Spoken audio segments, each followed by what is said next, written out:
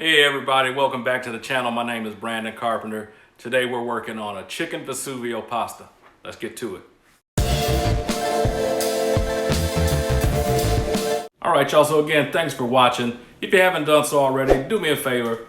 Click that subscribe button, click that bell so you're notified when I drop a new video. So today again, we're doing chicken Vesuvio pasta. Chicken Vesuvio is a dish that's popular in Chicago. Now for all you purists, don't get mad at me. It's just something I've made up over the years, and it's just influenced by that dish. It's not exactly the same, but it's still just as delicious. This is one of my youngest daughter's favorites. She always asks for it when she comes home from college. So today we're going to whip it up. It's a good day, you know, with the quarantine and everything that's going on. A lot of the stuff I got today is coming out of my pantry, so it's a good way to use up some of that stuff. So let's get to it. Here's what we'll need. We have 6 boneless, skinless chicken thighs. They're cut up into bite-sized pieces and trimmed off the extra fat. Got a ½ cup of white wine. Got a ¼ cup of butter. Got a teaspoon of dried oregano. Have some chicken bouillon powder. Kosher salt. Got 8 ounces of sliced mushrooms. 1 medium onion, diced small. Fresh cracked black pepper. Got olive oil. Have a pound of really good spaghetti. You can use linguine or fettuccine if you want. And have frozen green peas. We need to keep these frozen, so back in the freezer they go.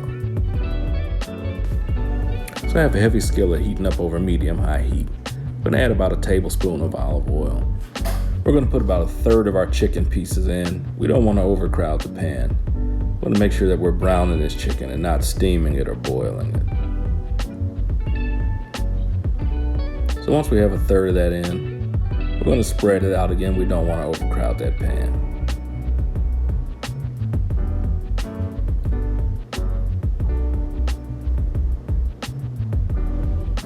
Once we have everything spread out, we're just going to season it lightly with salt.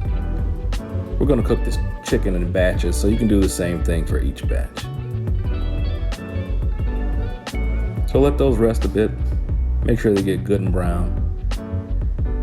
And you start turning them over, you want to brown all sides. This is a good time to get your water boiling for your pasta. I only use about half of the recommended amount of water on the package, and I'll tell you why.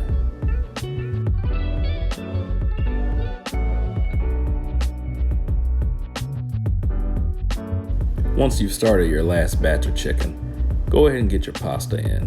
So we're going to add a healthy pinch of salt to that water. We get the whole box of pasta in all at once. And we'll give that a quick stir to make sure nothing's sticking, nothing's clumping up on us.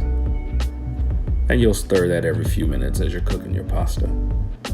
So that last batch is nice and brown. We're going to pull all that out and reserve it on a plate.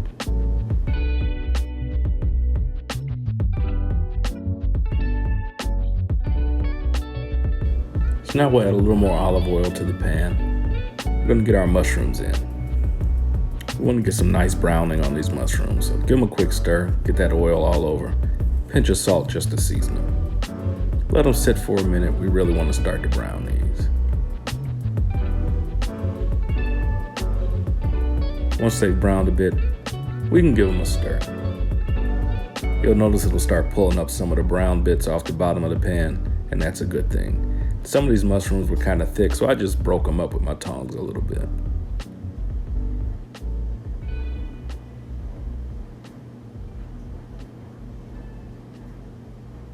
So we'll continue to let these brown and keep stirring that pasta every now and again. Once the mushrooms start browning, add a little more olive oil, and we'll get all of the onions in. Give this a stir, get everything mixed up.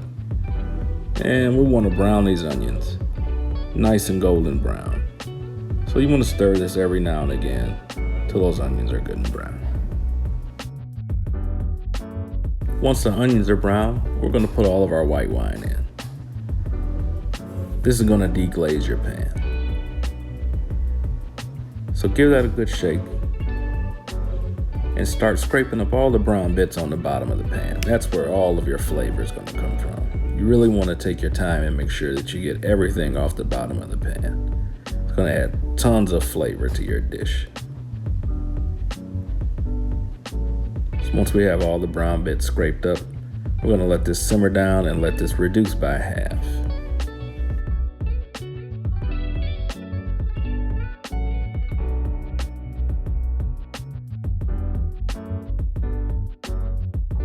Once the wine is reduced by half, we're going to add 6 ladlefuls of the pasta water to the pan. This is why we only want half of the water that they recommend. We want that water to be good and starchy. I only added 5, and I'm going to end up paying for it because I end up adding water later, but 6 ladlefuls should do it. Now we'll add all of our cooked chicken and all of the juices that are left on that plate. Don't leave that behind. Just give this a quick stir. Add some fresh cracked black pepper. Add all of our oregano. Quick stir to bring everything together.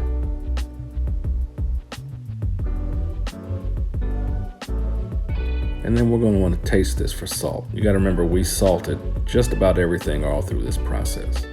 But you want to taste this first before you add any chicken bouillon. Everybody's bouillon is different, so I added about 1.5 teaspoons. You'll have to experiment with it a little bit, but it's better to add a little bit first and then taste it. You can always add more. You won't be able to take it away if you add too much. So we'll taste it again after we add our bouillon. Fresh spoon. Everything's good. We don't need any more.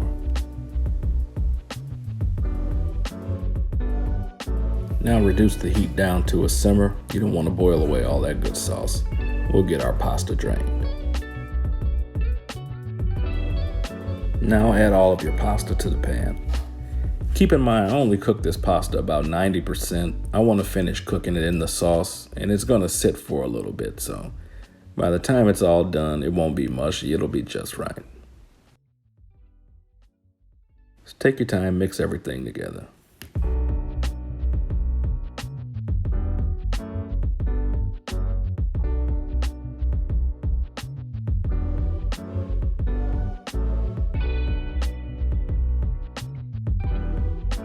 At this point, we'll kill the heat and add all of our butter to the pan.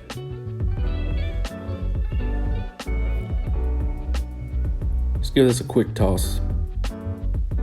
Get it incorporated into the sauce and get the pasta coated.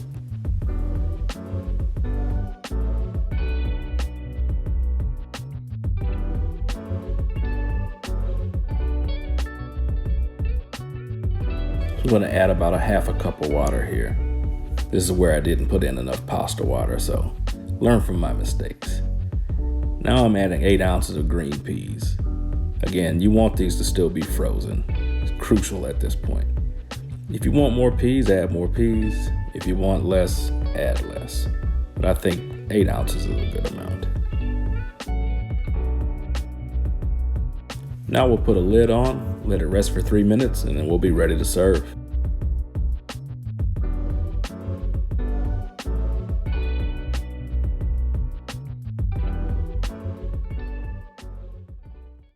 All right, so we got the final product. I'm here with my daughter, Shania. She's the one who requested this one.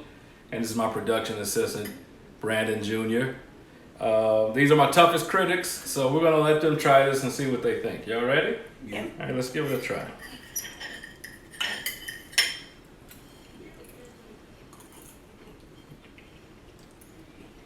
I like it. You like it? Mm-hmm. What about you, son? I don't like it, I love it. Okay, even better. So what do you like about it that makes you ask for it? What's your favorite thing about it? Well, it has vegetables, so it hits that mark. And there's meat in it. Uh-huh. And it's good.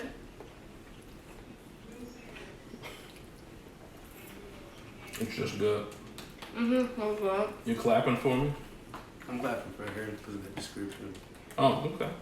Well, there you have it. They won't lie because they're picky as hell. But I hope y'all try this. It's very easy, super delicious. Again, y'all, thanks for watching. If you haven't done it yet, do me a favor. Click that subscribe button. Click that bell so you're notified when I drop new videos. And we'll see y'all next time. Calling us picky, but you don't like sandwich spread. Listen, sandwich spread is an abomination.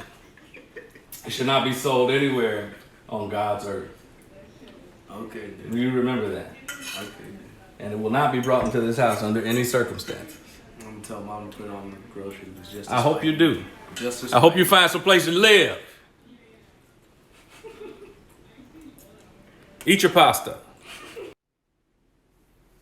Hey everybody, welcome back to the channel. My name is Brandon Carpenter. Today we're working on a really simple, super delicious dish. This is my version of Chicken Vesuvio Pasta.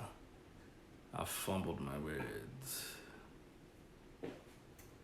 We'll have to redo it.